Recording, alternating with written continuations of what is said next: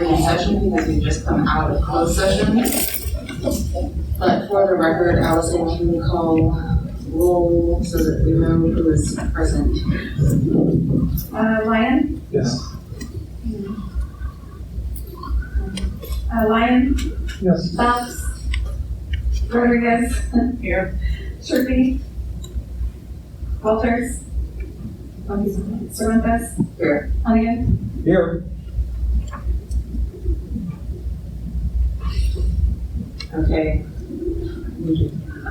We'll take a moment to stand for the Pledge of Allegiance and a moment of silence.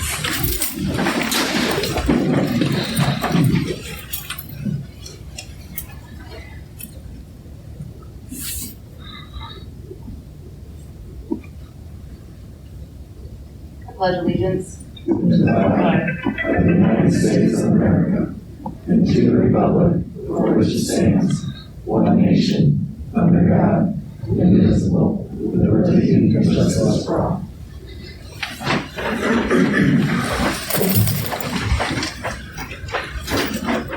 Now is the time for recognition of public comments, and we did have one comment given to us via email that I will now read. Good afternoon. I would like to address the board regarding the retention of one-to-one paraprofessional aides, and I am submitting this request as a parent of a student with a one-to-one aide. This is from Kristen Carley. Paraprofessionals who have been assigned to work one-to-one with a student form a relationship that goes beyond being just a district employee. These paraprofessionals provide routine, assist with transitions, reinforce behavioral plans, provide task redirection, support social and emotional growth, and provide a myriad of other supports that make their students' school day manageable. The needs of students assigned a one-to-one aide are both unique and extensive in comparison to their peers.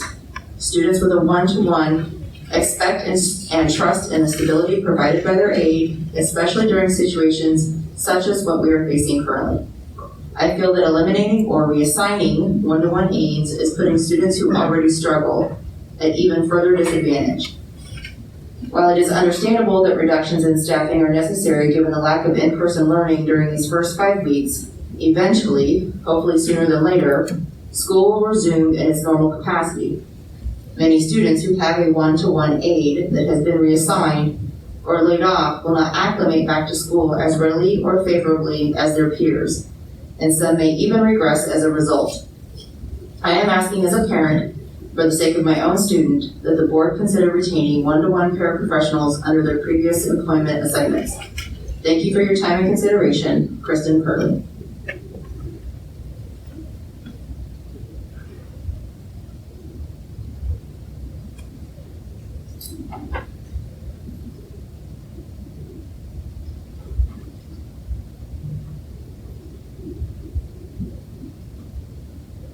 I know that Nick has entered his Zoom membership. Like he's asked to? He's on the list. Oh, is he okay? We're just making sure that the record shows that Member Walters has now entered the meeting via Zoom. Next on our agenda, presentations to the board. And on that, under that agenda item is a presentation on the IHSA ruling. That would be Mr. Matthews.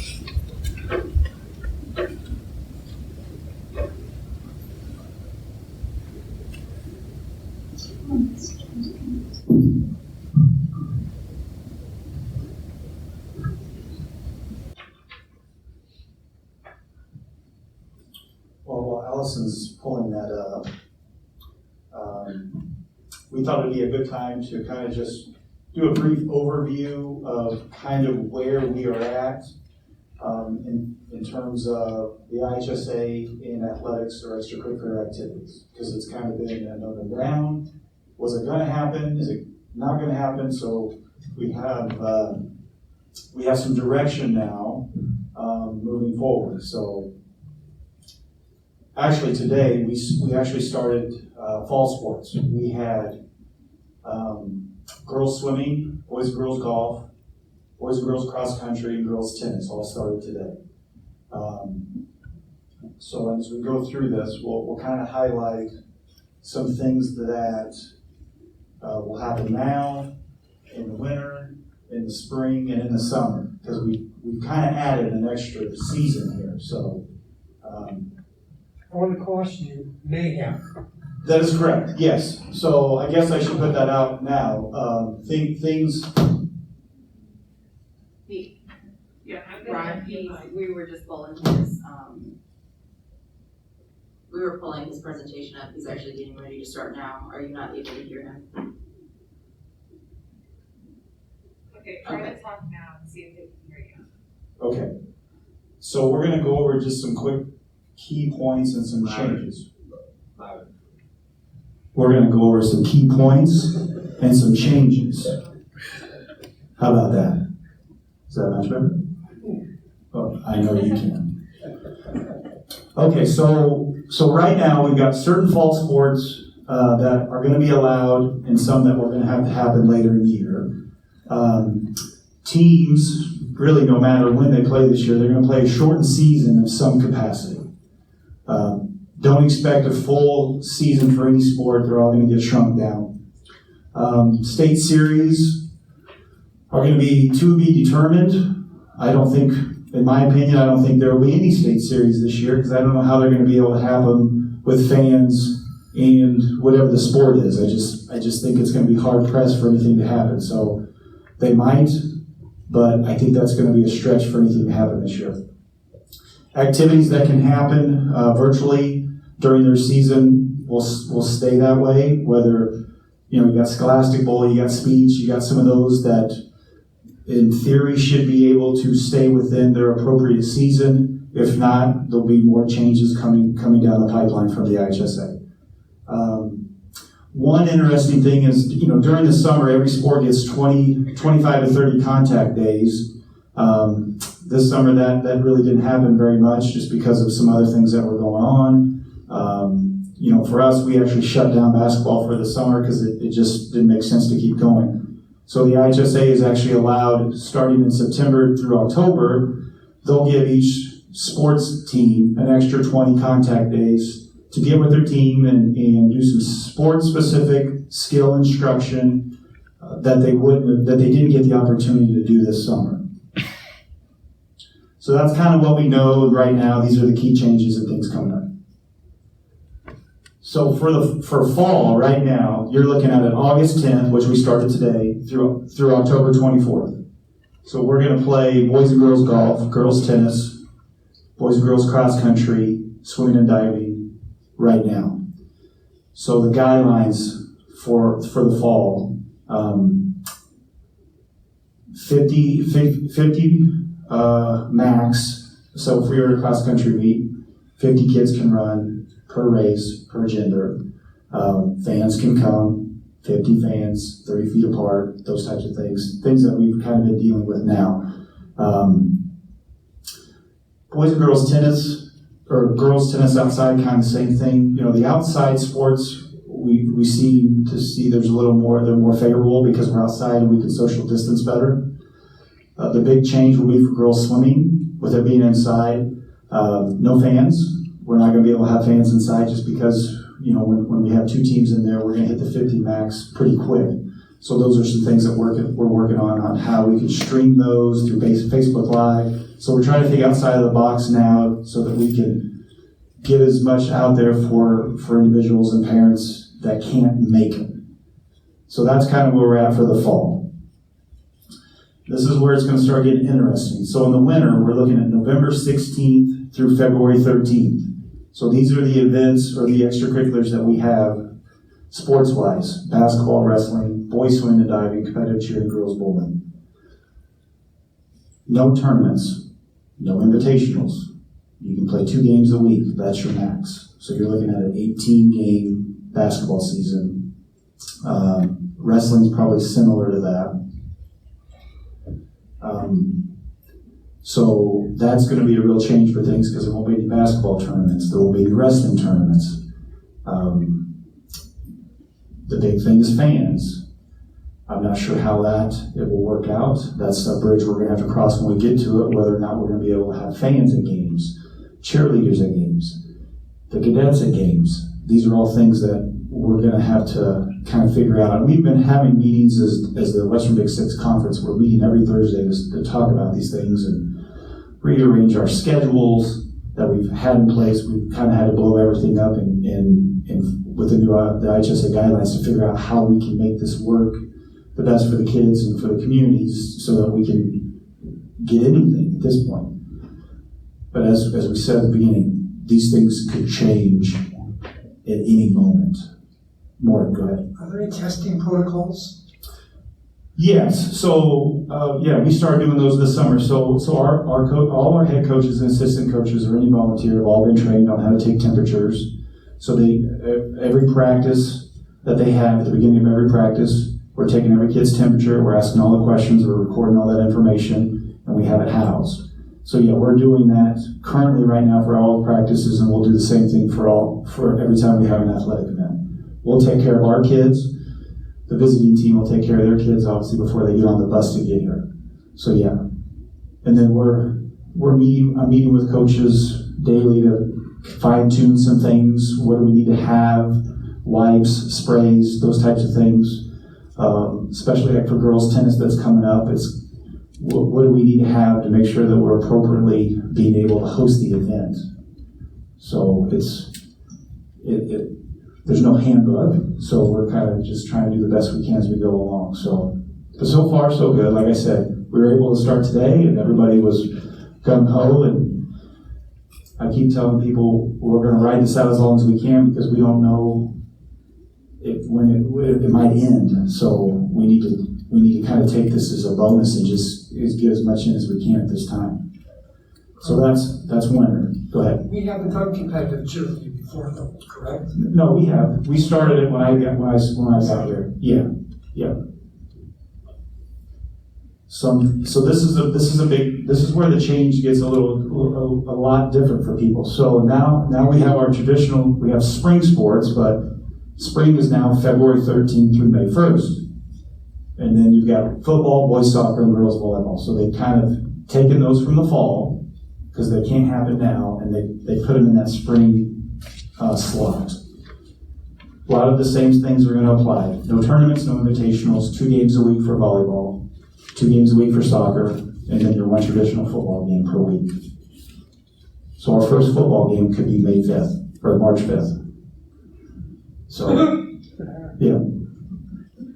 The turf's going to pay for itself. Yes, if you have grass, that could cause some problems. Not only now, but if we turn around and play football in the fall, that's not good. So that's kind of what the spring looks like. Obviously, the football season would probably be a 6 or 7 game season. It's going to have to be shortened, just like everything else. And then there's always how fans, who can come, who can't come, and all those things. But it's too hard right now to try to look that far ahead. And then lastly, now we're in the summer. This is the new one. Baseball, softball, track and field, tennis, and soccer. So now we're going to take everything and push it even a little further. So we're going to go from May 3rd to June 26th. Limitations on contests per week. State series to be determined. And it's just really stretching everything out to get done before July 1, which is the new fiscal year.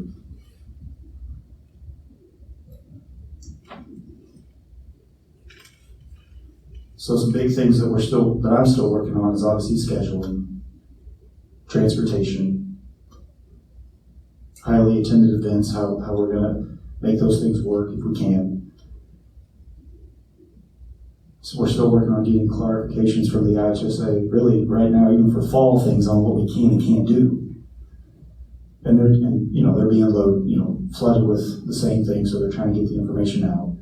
And then I think the biggest thing is, and we kind of hit it a little bit, that these things are going to go up and down. Changes are going to continue to happen at short notice. So we've really been preaching just trying to have the best communication we can. We've been trying to get the word out with the coaches and the athletes and the parents that bear with us. Things may change daily, they may change weekly.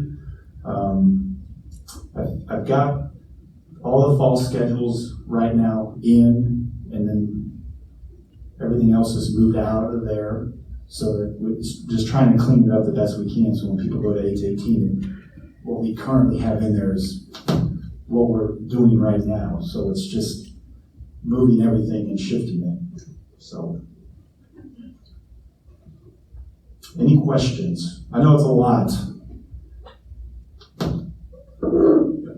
The only question I have has to do with sickness. And when one of our athletes is COVID positive, or the opposing team is COVID positive, what are... Well, obviously, if our protocol is if someone is arriving here, they've gone through the proper protocols, kind of like we've done. So if it's a Western Big Six school, we know that's happened because that's what we're talking about. If we have someone that tests positive, obviously they have to be removed and quarantined, and then we have to work with the health department on who's been in contact, when they were in contact, when they're systematic, and all that stuff. So it's a process, and that's something I need to talk with Courtney about to kind of get some final information set in stone. As the program would have to be suspended for an amount of time before we can open back up for business and moving forward. And we had a little bit that this summer we had some outside travel teams that our kids were involved in that, you know, they're involved in a lot of things and around. So we kind of dealt with that a little bit this summer. So we kind of went through that, so we kind of know the proper protocol and how that worked. I'm not glad it happened, but it was interesting just to see how it could work, and we got through it. So we learned from that one to figure out moving forward on what we would need to do. So if one of our kids gets sick, would that end a season? I guess that's the question. It potentially, yes, it could. Yes. I think it's timing on when it would happen and how long we would have to shut down for. Yep. I think that's something that no matter, you know, the other Western Big Six schools or schools in our area, I think that's going to be the big thing is if one gets it, how long it would potentially shut down the rest of that program.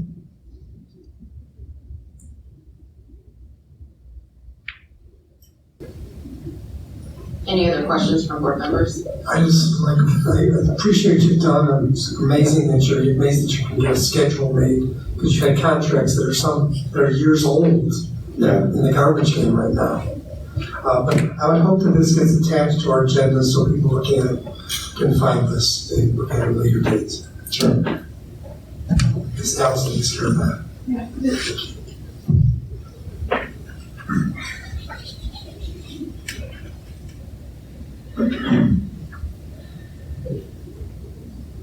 If there are no other questions from board members,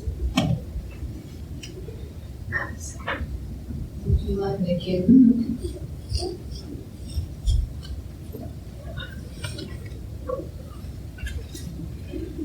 yes.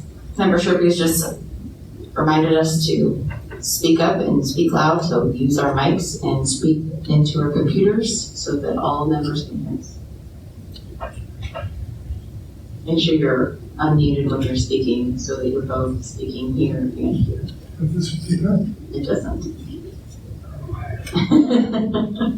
Okay, so moving on to the next agenda, which is the approval of the consent agenda. Do I have a motion? So moved. Hannigan. Is there a second? Second. So Member Hunnigan motioned, Member Rodriguez seconded. Are there any items on the consent agenda that anyone would like removed or have questions about? Allison? Ryan, Yes. Rodriguez, Aye. Sherpy, He said aye. Walters, I do too. Mr. Fuentes, Aye. Hannigan, Aye.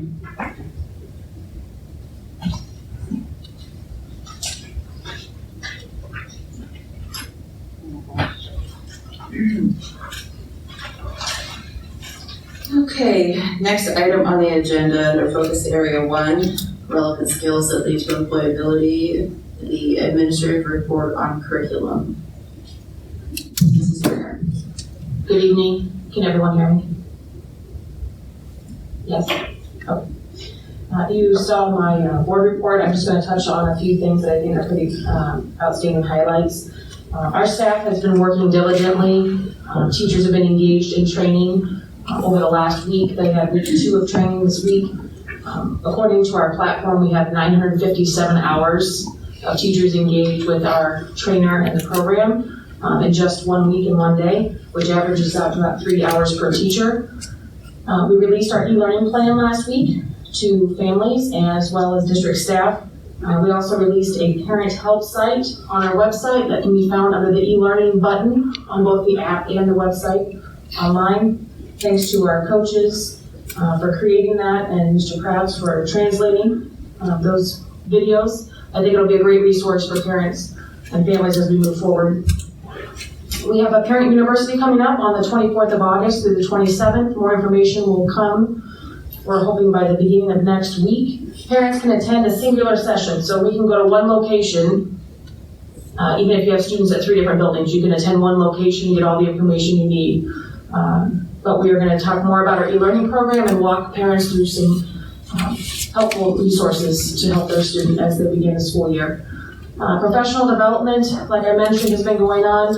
I highlighted several of the things we're working on: collaborative class contracts, self-paced units of study, personalizing information, building student agency, using formative assessment, and leveraging our video platforms and small group instruction. So those are a few of the many topics we're covering. We have roughly 230 teachers participating in our training, and you can see some of the data there. I have 85% of the teachers said after session 1 they are going to try new or expanded practices in their classroom. 81% said they agree or strongly agree that they deepen their understanding of a practice that will be included as they start e-learning. And then 72% of our teachers agree or strongly agree that they have clear next steps for furthering the professional learning as a result of week 1. And on Fridays, all this month, actually the next 3 Fridays, we have coaching sessions that are voluntary. So if a teacher wants to utilize some of those pieces and needs a little guidance or extra support, they can get that on Fridays. They simply fill out a Google form, and the coaches will meet with them and help them out. I created a hyperdoc of resources so that teachers can go to one location for materials and resources, login instructions, helpful tutorials and videos, things like that. And that was sent out this week. And then our instructional coaches have worked to support staff by creating 20 tech tips in 20 days. So each day they sent out a new tech tip. Today was all about integrating equations into their platform, so math and science teachers can utilize these equations and interact and put them in interactive Google slideshow presentations. You'll see that they've also used how to bookmark different pieces, as teachers are probably using 13 different websites at a time, bookmarking those across the top and making it easy for them to access. Museum walkthroughs, MindMap for doing some kind of webbing as students are gathering information and trying to web that out. Meme creators and Bitmojis. Similar to what Mrs. Ritchie shared in her presentation for SEL. Remember her screen where it showed her desk and all of that? That's something they put in here on how to make that happen for themselves. MTSS, multi-tiered systems of support, as you see, we'll be presenting to the administrators on Friday for the Tier 2 presentation that we have formulated. And then this year is all about working on Tier 3, making sure that's finalized. So we'll work through the year like we did with Tier 2 and Tier 1, and we'll roll out Tier 2 to staff this year. And the ESL team had a couple of really exciting things. We applied to be part of a Literacy Squared cohort, and we recently received the letter that we were accepted into that. So we are going to participate in that. We also have Olivia Mulcahy out of the Illinois Resource Center, who's going to work with us on a few priorities we've identified as needs. And then we'll use a combination of professional learning and consultation and create a dual approach to deepen the capacity of our entire school district and offer targeted support through differentiation for those English language learners. And then our plan for the August 28th to September 4th professional development, those days before school starts, that'll be fine-tuned and sent out hopefully by Monday this coming week.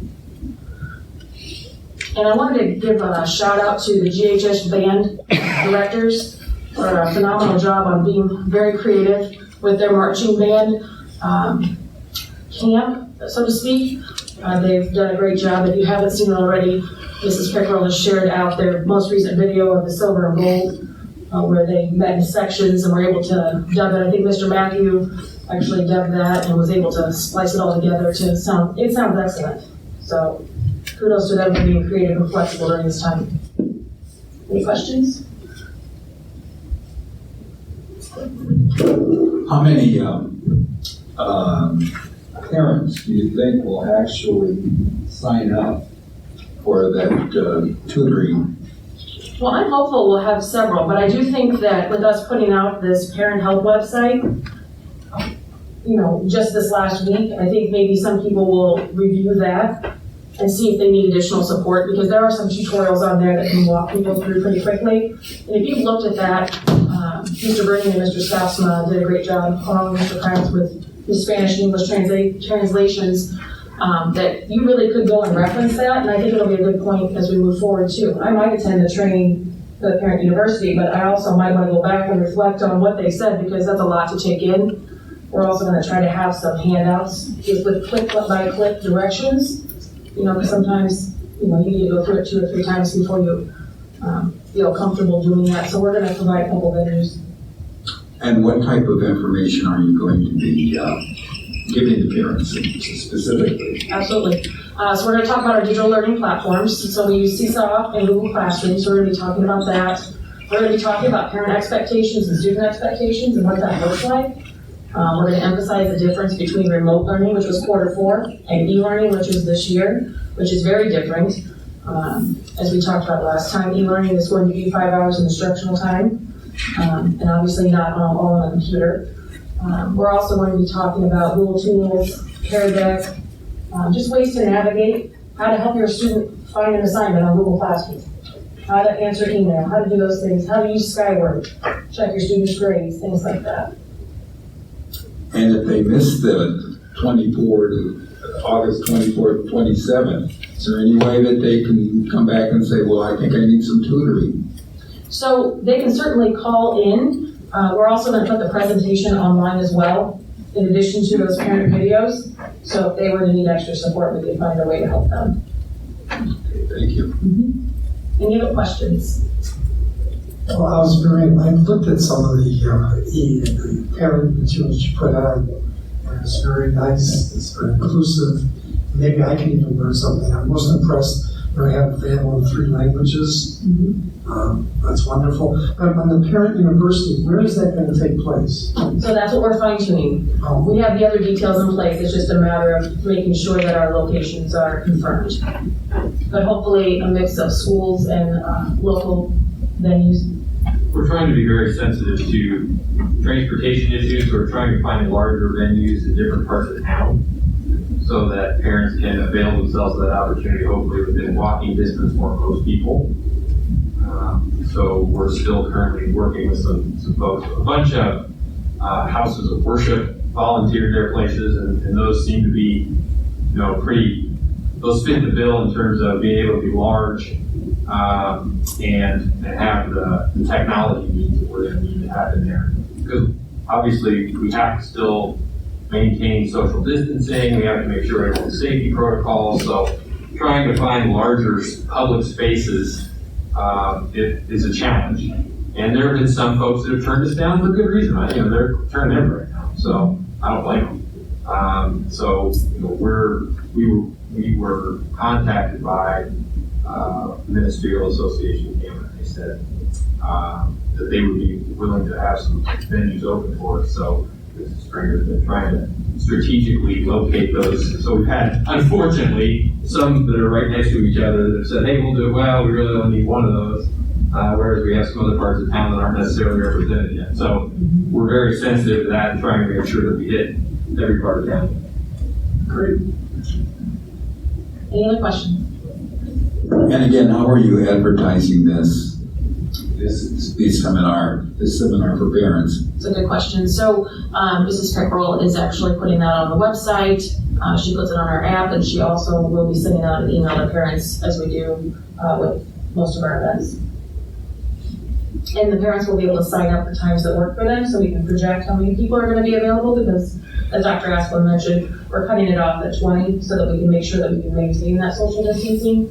And to add to his comment, some of the places that we've tried that are public areas are closed also, so it's proven to be somewhat of a challenge, but something we can overcome.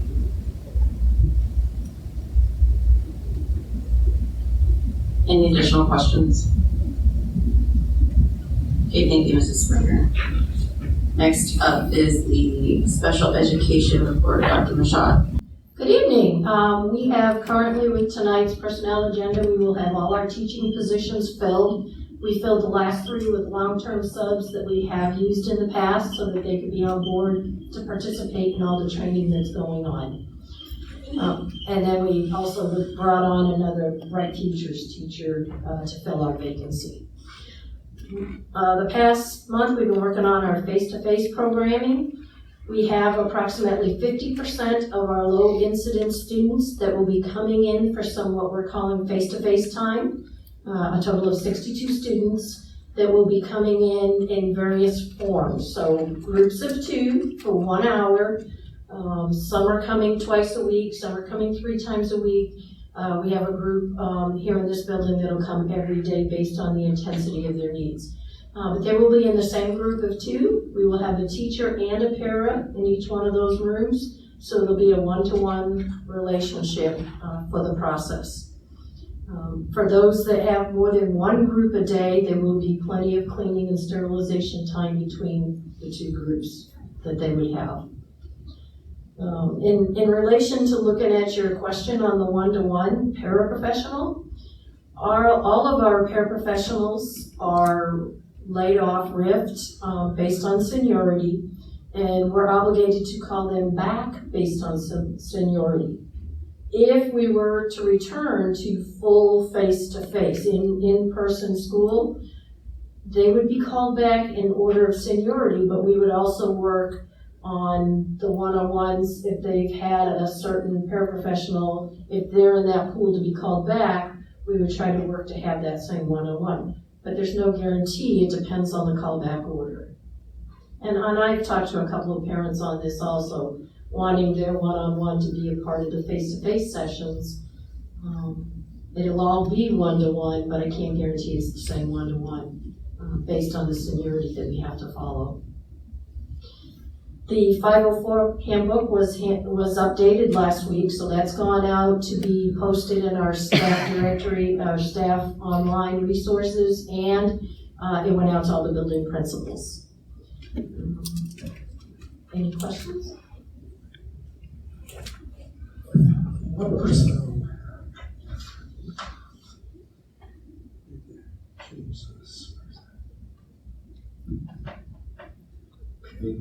Okay, and how are we handling transportation? The students that are coming in to the classroom, we're offering transportation to them then?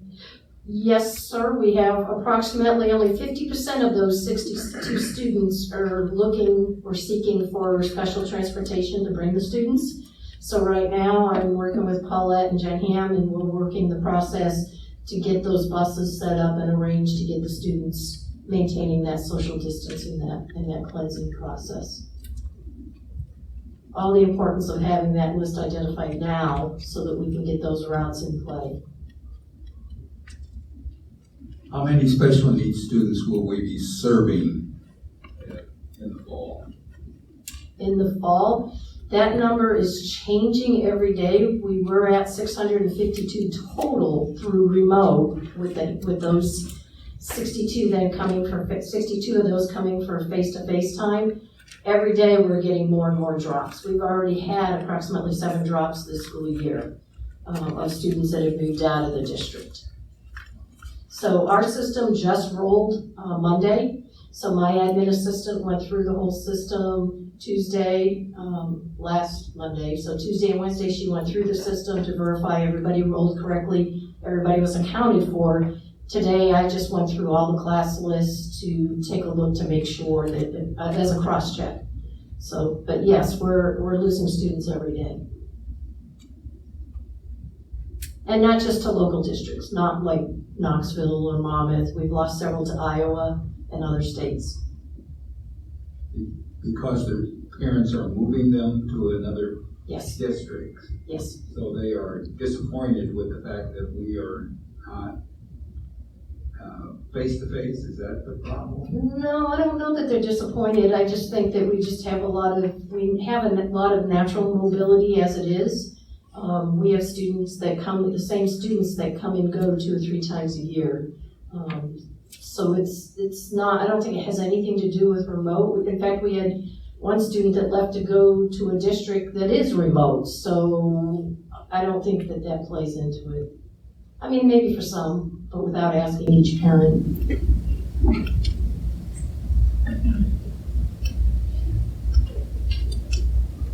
Any additional questions?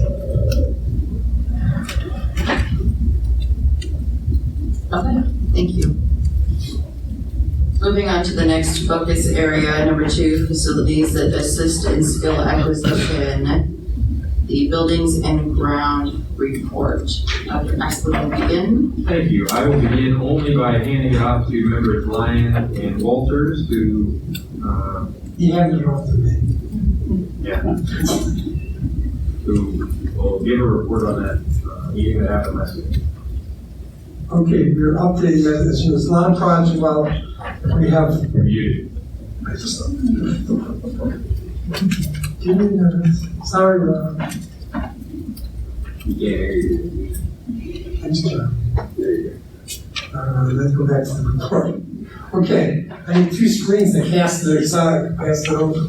Okay, I'll start with the building projects we haven't started, because we reviewed those with Brian from Leggett and Lee from Russell.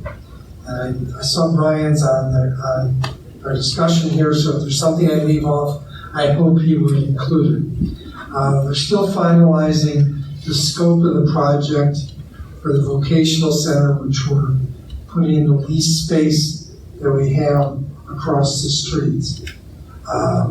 They hope to have some bid documents to us at the next board meeting, and the schedule of things is attached in the agenda. And we move forward to move forward in that project so that they can start work hopefully by the end of October. There's still a lot of balls in the air, but they hope to have it in place for us to review for next month. After that project moves on, the addition, which we saw pictures of, they're working on plans for that, and hopefully we'll have them to us in October so that those plans can go out to bid and hopefully see ground being broken on the addition after the first of the year. And then the last one is the plan for the auditorium. They've been working with the consultants on sound and space and workable plans. And that would go out to bid then after the first of the year. Because we sure that part of that is get the server rebuilt, and we hope to be able to have to use that sometime next year. Have that in place for next year.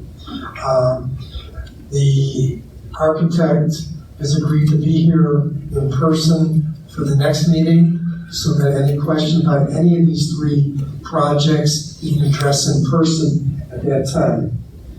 So we have no documents today, but those 3, we have a schedule for moving ahead on those 3 parts of the ongoing projects.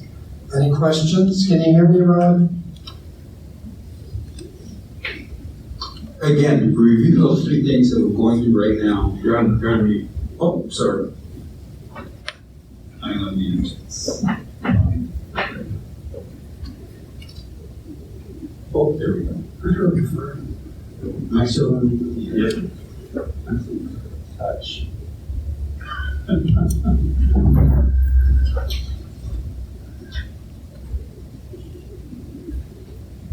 Hey.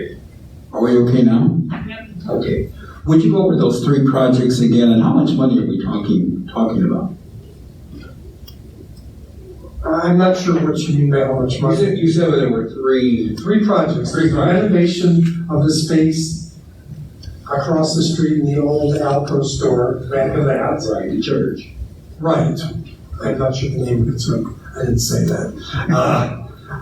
That's one project. The other is in the edition that they showed us that pretty pictures of last month. It would go on the back of Galesburg High School, the north end, and classroom renovations. Okay, That's the second project, second one. And that's on the second floor. Part of it is the second floor, yes. Okay, There's others, it's the entire scope of the building. okay, And the third is the auditorium renovations. okay. And hopefully by the time we see those, they'll answer our questions and have pretty pictures to look at, and even look at chairs and things like that for us to sit in. And the entire scope you're asking, Yes, how much are we're looking in, it's around $36 million. That's what I want to know. Right. I wasn't prepared for that question. I think I got the figure. You're right. Nick, what did I miss? Please help me out here, Nick. Thanks a lot. I didn't even put you on the spot.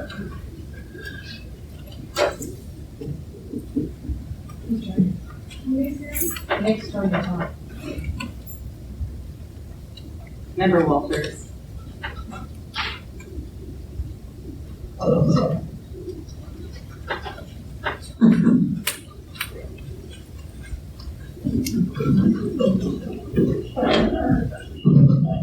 The building's interior, all the projects are student ready, or will be student ready when we do that walkthrough. So rest assured, I know looking from the outside in, people want to probably make some assumptions as far as what is and is not completed, but the classroom space, everything on the inside will be ready to go when we do that acceptance walkthrough later on this month.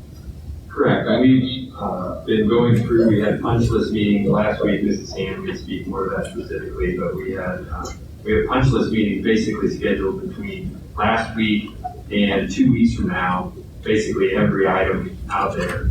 And Mrs. Ham, you can feel free to be more specific.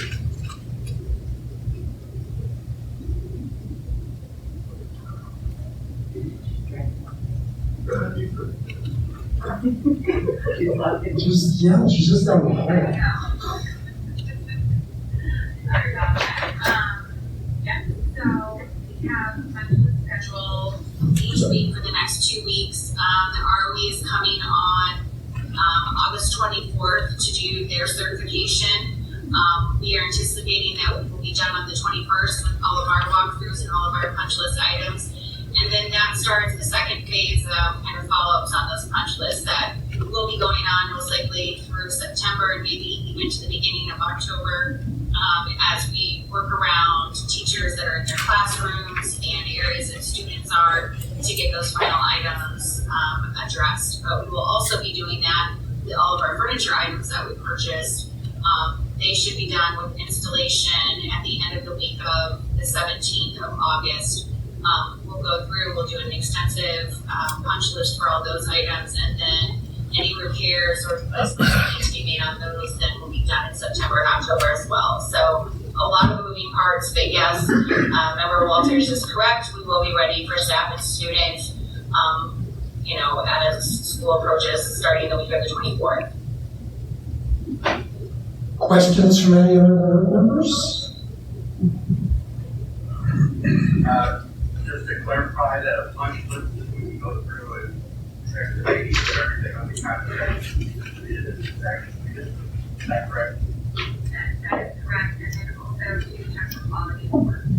So, if you're damaged casework or damaged walls or areas that weren't painted, cracked windows, ceiling tiles that may need to be replaced, things of that nature, it needs to go on the punch list to make sure that the contractors then are responsible for making those repairs and those adjustments at no cost to the district. So it's a really important process. Otherwise, it could end up costing the district money for items that were damaged of no fault of anyone's here. Okay, thank you. Any other questions? I would like to add one clarification too. Maybe Ryan was going to bring it up, but just in case he wasn't. Every project is still within or under its budget, so that's a great thing. We will be able to experience some savings to be able to roll over into a high school project that doesn't have enough money to do everything we want to do in the entire scope of that project. So we're saving some money going down the road because that project is going to be the costliest and the one that leaves us going, well, we wish we would have fixed this, that, and other thing because the building's pretty big. And 36 million is a lot of money, but when we cost it out, redoing the whole high school, it was really closer to like 110 million if you wanted to build it new. So we're trying to stretch the dollars as far as we can because that building is going to house half our student population. And we want to make sure that we save some money in these projects as much as possible to be able to invest in that facility as well, because that is going to be a huge project.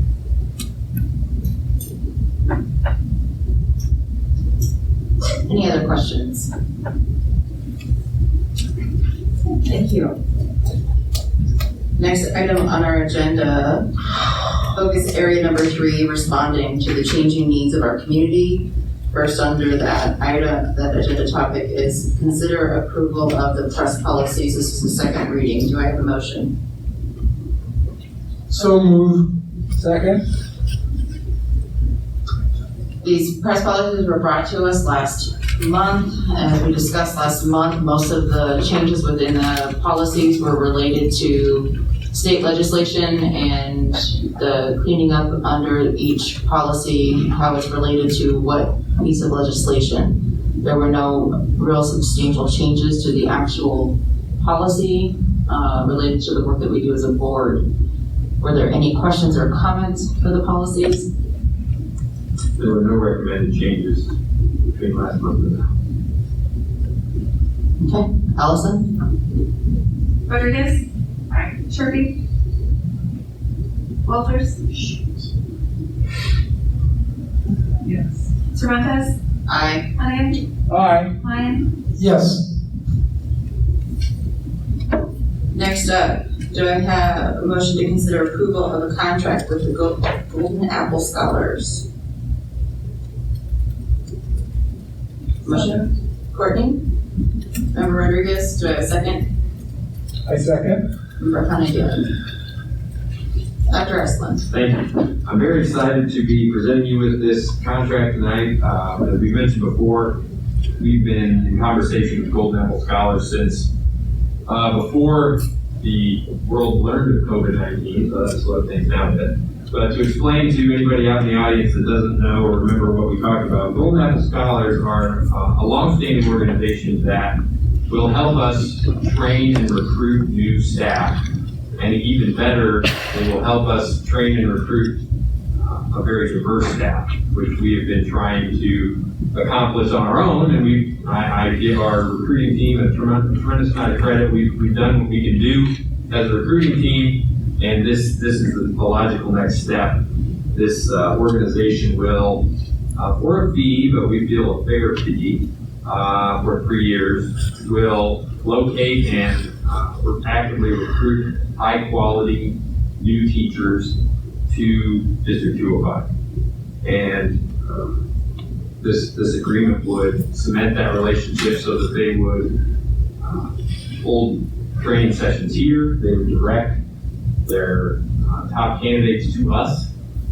These folks have relationships with not every institution of higher education in Illinois, but many institutions of higher education, and they have reaches far beyond the state as well. So in our efforts to find highly qualified teachers with a diverse background, and so that we can have staff members that resemble more of what our community makeup is, which is a very important issue for us.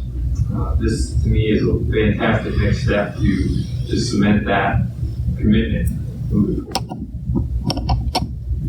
And do we only pay if they deliver? That is correct. And your name's spelled incorrectly on the contract.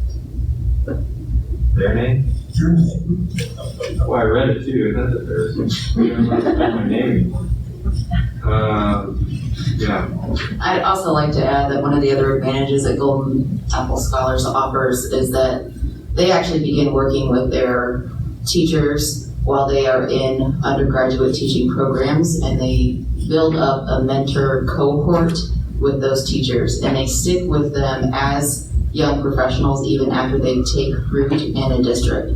So they have a built-in mentorship capacity so that, you know, one of the things that we have heard in our district sometimes from young teachers who leave us is that they are looking for a mentorship cohort, they're looking for a little bit more of a community, and so this is built in with that program so that they both have the in-district mentorship and out-of-district mentorship, just as, you know, people who know them, who've seen them grow in their educational development themselves, and so I'm really excited about this partnership. Any other questions from board members? Allison? Rodriguez? Aye. Sharpie? Walters? Sorrento? Aye. Hannigan? Aye. Lyon? Aye. Next on the agenda, consider approval of the resolution for the District 205 tentative budget. Do I have a motion? So moved. Member Rodriguez motion. Do I have a second? I second. Wendell. Member Hannigan, seconded. Mrs. Ham?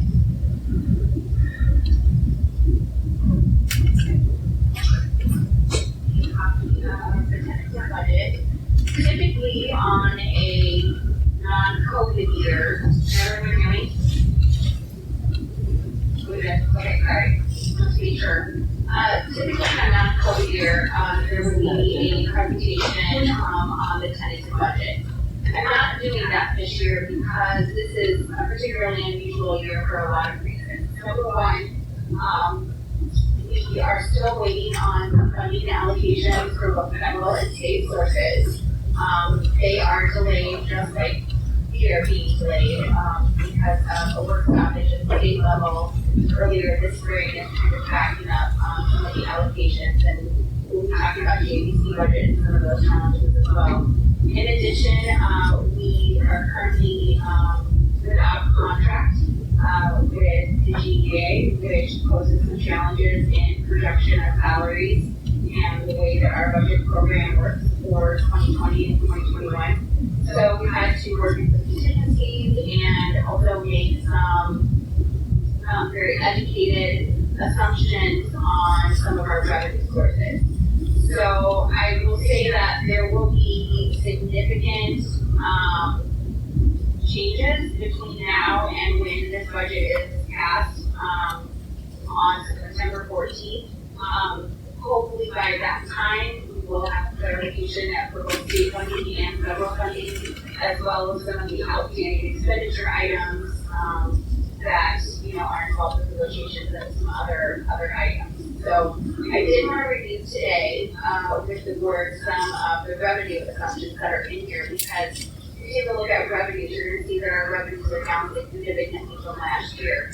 This is based on information that we received from a variety of different sources over the summer. Dr. Aslan and I have sat through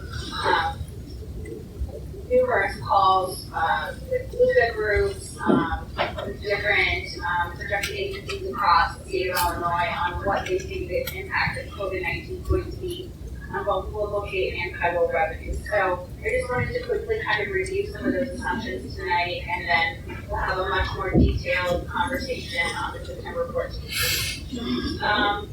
For the first assumption that we have for revenue, we're looking at corporate personal property replacement tax being around about 20% from last year. And so that is a pretty significant reduction. We receive about $1.5 million in CPRT revenue. We're also looking at reducing our interest income by about 80%, which is very significant. So based on the performance of stocks, and based on the information that we're receiving, just to be very conservative in our estimates, we are looking at an 80% overall reduction. We also are only budgeting for 2 categorical payments from our state categoricals this year, which is transportation, some of our special ed programs like orphanage. The reason we're only budgeting 2 out of 4 payments is because the entire state of Illinois budget was predicated on the fact that the graduated income tax was passed in November. If that graduated income tax does not pass, there is no secured funding to basically fund the educational items that would pass at the end of June. So we had level funding from 2019 to 2020, but the new budget was basically built on this assumption that the graduated income tax would pass. So if that doesn't, then we could be looking at 0 payments from that point forward on our categorical. Our evidence-based funding budget, once again, is flat. The governor has the ability to transfer 20% of the educational EDF funding into other line items if he sees fit to do that. The concern is that if we see a large third wave of COVID in the winter, that he may have to tap other state funds in order to address the COVID response. So we are reducing EDF from last year by 12%, just as a caution that that may occur. For tax year 2020, the levy for the budget, we reduced collections by 20% based on, once again, same information that collections will be down this year. There is, and I believe I spoke to the board about this in June, there was a new law that was passed in, I believe it was April of this year, that basically stopped all tax bill payments if a person is unable to pay their property taxes within 120 days. So typically, if you don't pay your property taxes in a given year, if you don't make those payments within 120 days of the due date, your property can go up for a tax sale. Because of the COVID emergency, all of those sales have been suspended for 1 calendar year or until the COVID emergency has subsided. So it kind of leaves an open end for when that could possibly be, and we're anticipating that could affect up to 20% of our collections. We also received about a $300,000 reduction in our Title I funding for FY21, so we're looking at a reduction in that. We had level funding for pre-K and pre-K expansion for FY20.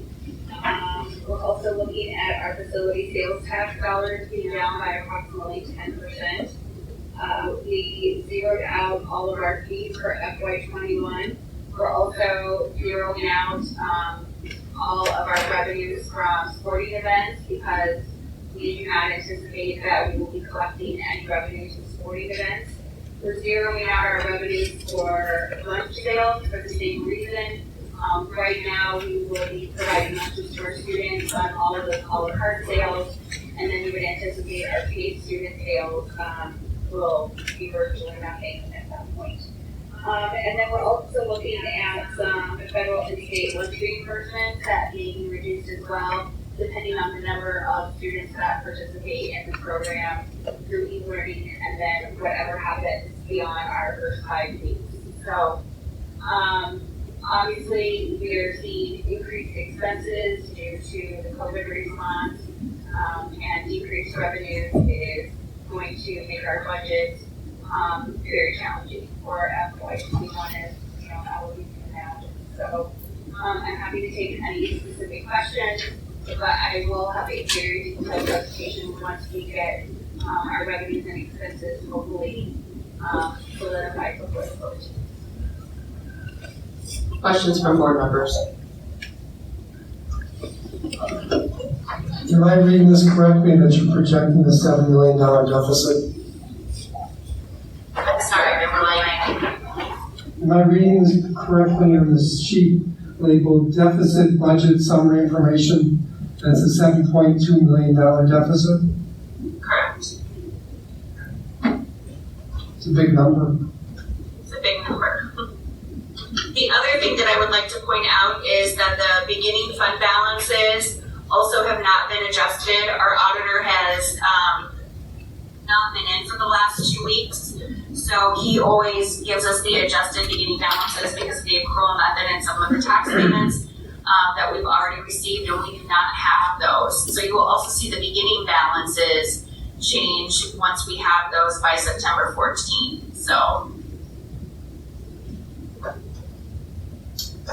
So if we have a $7.5 million deficit, what are our options?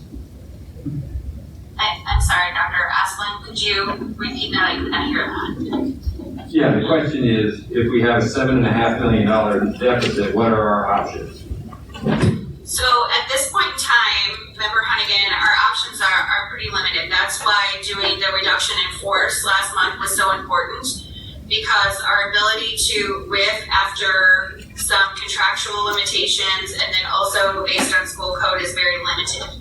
So we will have to do a budget reduction plan for the state board. That will be part of the process. Unfortunately, what we can cut at this point in time is very limited. So the salaries that we have in the budget, we are committed to or have to at least budget for in anticipation of returning to some form of face-to-face learning. So although these numbers, could change throughout the year depending on, what happens with COVID and whether we are, in an e-learning format longer than, we are initially anticipating and reviewing after 5 weeks, a lot of that could change. But I guess the simple answer is there isn't a whole lot more to cut right now at this point in time, because contractually we're obligated to pay, the salaries and the benefits that, we've committed to for this year. Something else that I'd like to add is 2 years ago, we added a board policy that required 180 days cash on hand. So we basically need half of our budgetary amount for a year in reserve. And this, 2 things. One, first the bad. If this comes to pass, we will be in violation of that policy, and we'll have to come up with a plan for how to correct that. But on the positive side, this is also why we pushed for 180 days cash on hand. So there are many districts out there that have 90 days cash on hand. And so this is not a Gelder problem. This is an 856 school districts in Illinois problem. And so, as I used to say when I did these presentations for my other boards, when you're hunting and you get chased by a bear, you don't have to be faster than the bear, you gotta be faster than the guy you're hunting with. So, there are going to be other school districts that fall by the wayside before we would crumble to the ground. Okay, so $7 million 1-year deficit is terrible. But understand that's what every school district should be having that conversation proportionately with their school board, because this is everybody's reality. And so at some point, the state's gonna have to make some decisions about how to move forward. Some of that's predicated on the federal government, and let's be honest, we know that's dysfunctional. And so there's a lot of problems out there right now.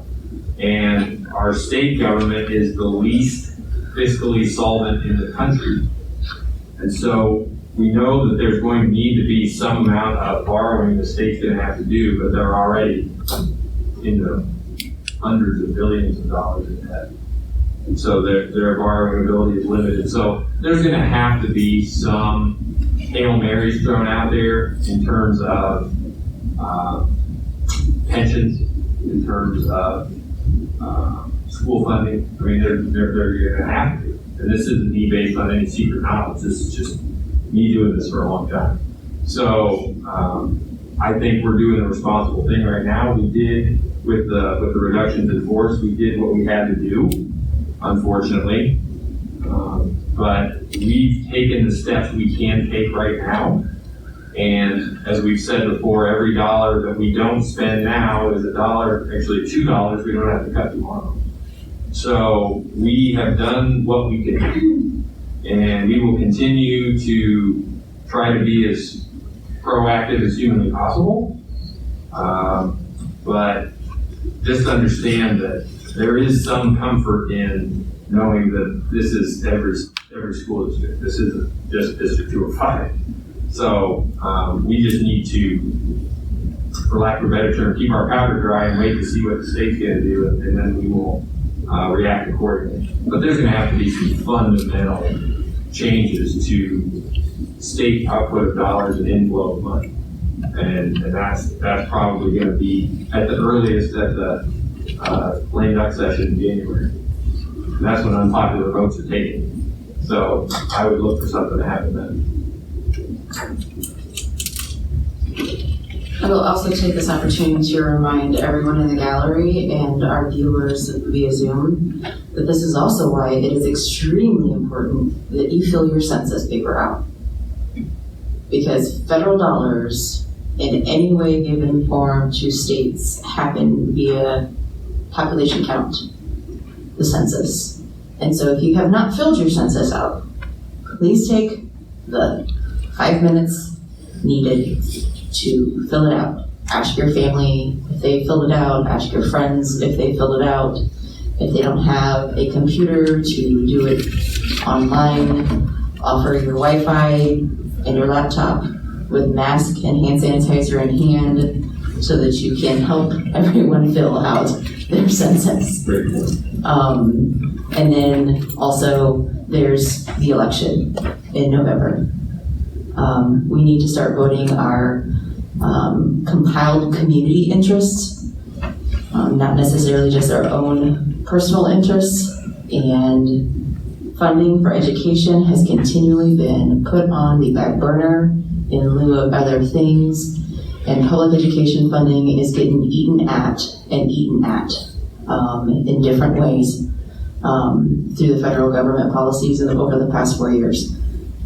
Not trying to be bipartisan here, but that is just the reality. The way that the funds have been distributed and continue to be talked about being distributed under this current administration is not a friend of public schools. So we need to figure out how to vote for our interests, not personal, but combined community interest, and in this case, that's public education. So I'm hoping everybody is doing their homework in that regard.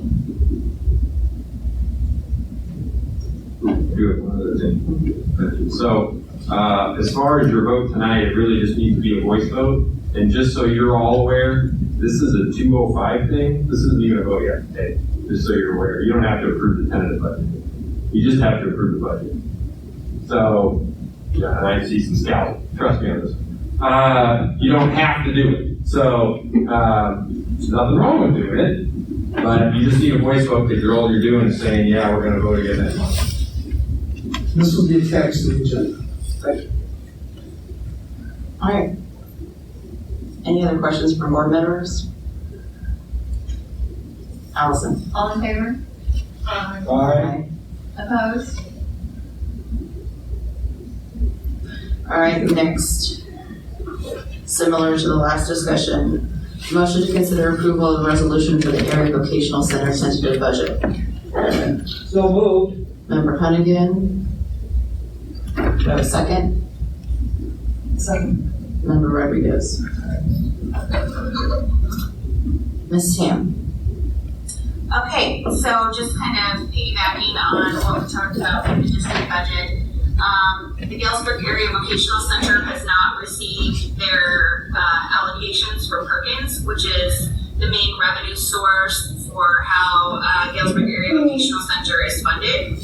So after Mr. Houston and I spoke about this, we basically submitted a budget because we have to submit it 30 days in advance that had level funding from last year and level expenses. So once again, we don't really know from a federal perspective what kind of money we're going to be receiving in GAVC, which becomes problematic because what isn't covered under the Perkins grant at GAVC, then some of those expenses will have to shift over into the district budget, potentially because the staff members that are employed under the GAVC budget are District 205 employees.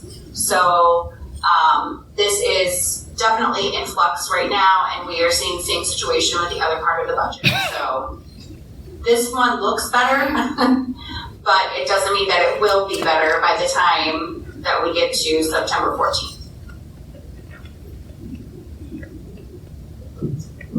Any questions? Allison? All in favor? Opposed? Okay, this item is being removed, correct? Yes, the next item will be removed, we still need to review that with the. Okay, for those of you who are viewing the agenda online, the next item, E, the motion to consider approval of the Nelson Elementary School lease to the ROE is being removed from tonight's budget as language is still being ironed out. Hopefully we'll have it back on September's agenda. So then, moving forward, do I have a motion to consider approval of the Gale Elementary School lease to the YMCA? So moved. Second. Member Rodriguez motioned and Member Lyons seconded. Dr. Esplin. Thank you. This lease would call for somewhat of an extension of our arrangement with the YMCA, as we are in no need of space at Gale Elementary right now, and YMCA can extend its child care offerings to be all day for parents who would wish to avail themselves of that opportunity. We would not be charging them rent for the facility, but they would be paying utilities, so it does offset our costs somewhat, so that's good. And they would also be providing janitorial services as well. So we're not really out any money, plus it provides a service for parents who want to avail themselves of that opportunity while we're in this very unique situation. How do you get to Gale School these days? You go over by the tennis courts. You go around, absolutely. Yeah, and there'll be directions around there. Yes, you have to go to the west parking lot entrance at GHS and drive along there because that's the only way to get back there. And will be the only way to get back there for a year. Any additional questions? Member Walters has a question. Yes?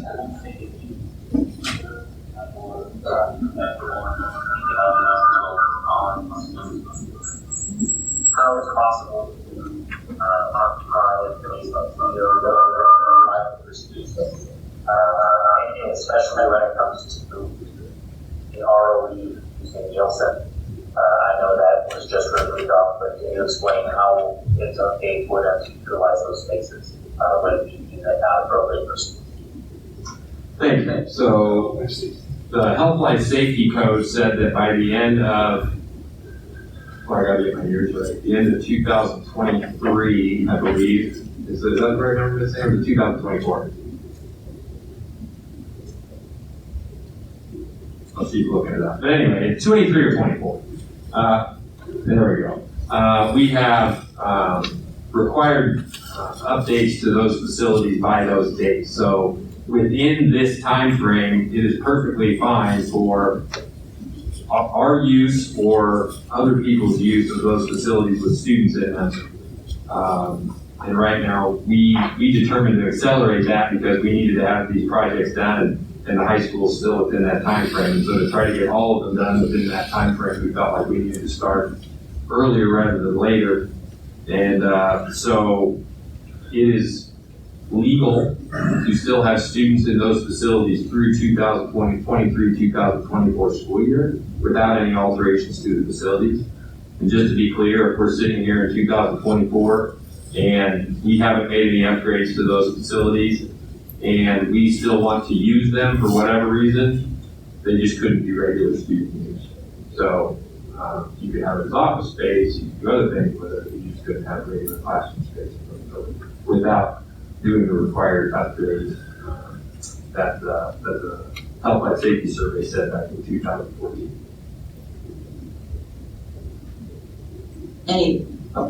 Any additional questions?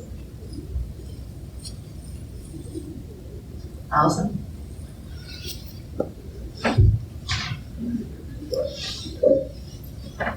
Hannigan? Aye. Lyon? Yes. Rodriguez? Sharkey? Walters? Surratt? Aye.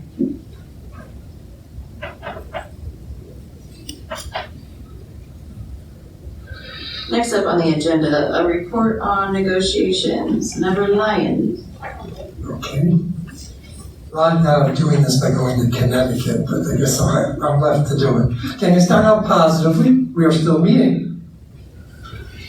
Okay. I was very surprised recently to read a report on our progress in the Register Mail, as I had thought the discussions were confidential.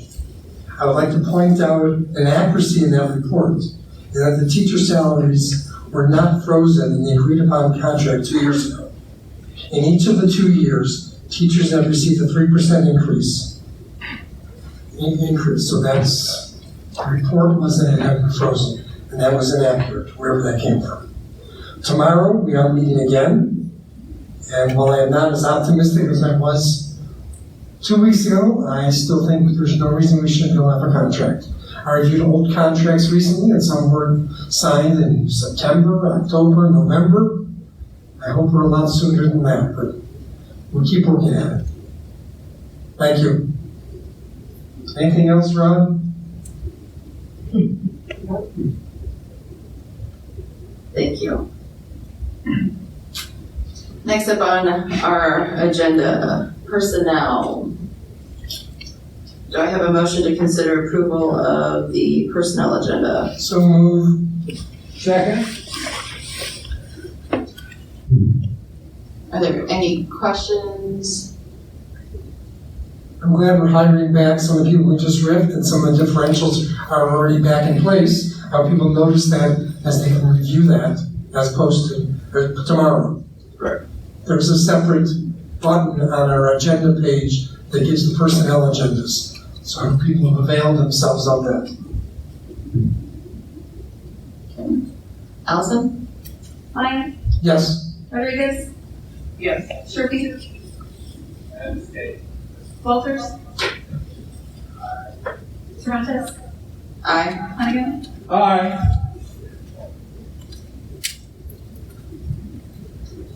All right, next up, grievance update. Dr. Esplin. We have no grievances, and if you are okay with that, I'll just move on to the next one. As soon as I figure out how to do it myself. We did have a FOIA. I found out that this has been other districts all over have been getting the same FOIA. We all kind of feel a lot. July 28th, Stephen Duplain at a 400 Corporate Point Suite in Culver City, California. FOIA'd us and I think every other school district in Illinois, I'm not sure, but I know many other school districts in Illinois, for our total certified payroll from last year. Don't know why. We complied. Isn't that readily available? Yeah, but you know, it's easier for him to send us a FOIA than we do it. So, yes, it is readily available. It's on the webpage. You could have just done that, but he did it through FOIA.